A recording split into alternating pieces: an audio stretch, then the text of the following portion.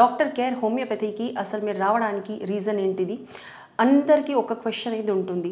Thyroid, PCOD, infertility ఇవన్నీ problems కూడా చాలా కాలం తర్వాత తగ్గుతుంది.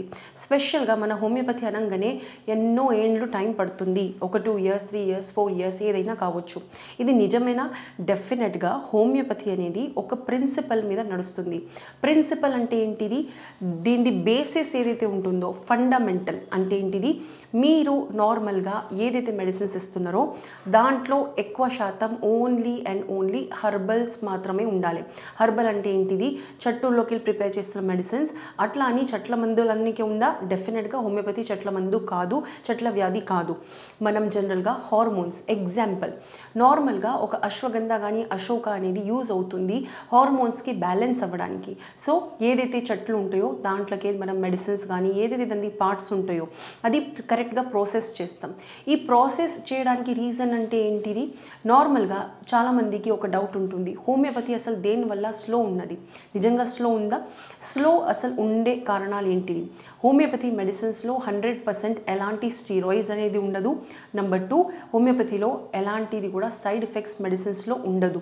దానివల్ల హోమియోపతి అనేది కావాలని నార్మల్గా మేము స్లోగా ప్రాసెస్ అయినా సరే పేషెంట్కి అనేది కొంత ఎక్కువ టైం పట్టినా పర్వాలేదు, కాకపోతే మెడిసిన్స్ అనేది సరిగ్గా అది ఎఫెక్టివ్గా ఉండాలి.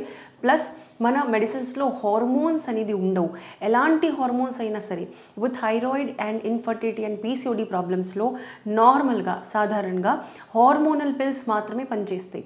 మళ్ళీ హోమియోపతిలో హార్మోన్స్ లేనప్పుడు హోమియోపతి మెడిసిన్స్ ఎలా పనిచేస్తున్నాయి? ఎగ్జాంపుల్ అర్జున.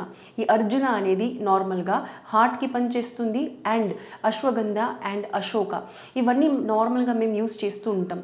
దీని ప్రాపర్టీస్ అంటే అసలు మెడిసినల్ ప్రాపర్టీస్ అంటే ఏంటిది?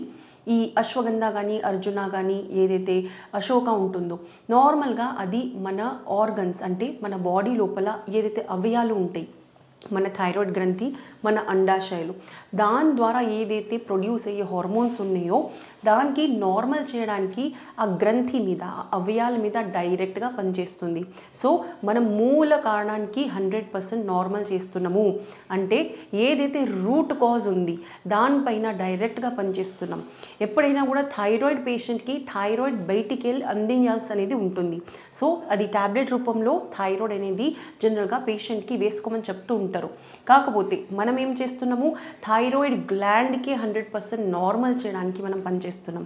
సో డెఫినెట్గా మనం ఎప్పుడైతే ఒక మూల కారణానికి మనం ఏదైతే 100% రెక్టిఫై చేస్తున్నాం, దానికి నార్మలైజ్ చేస్తున్నామో అలాంటి ప్రాబ్లమ్స్లో మెడిసిన్స్ అనేది స్లోగా పనిచేస్తుంది.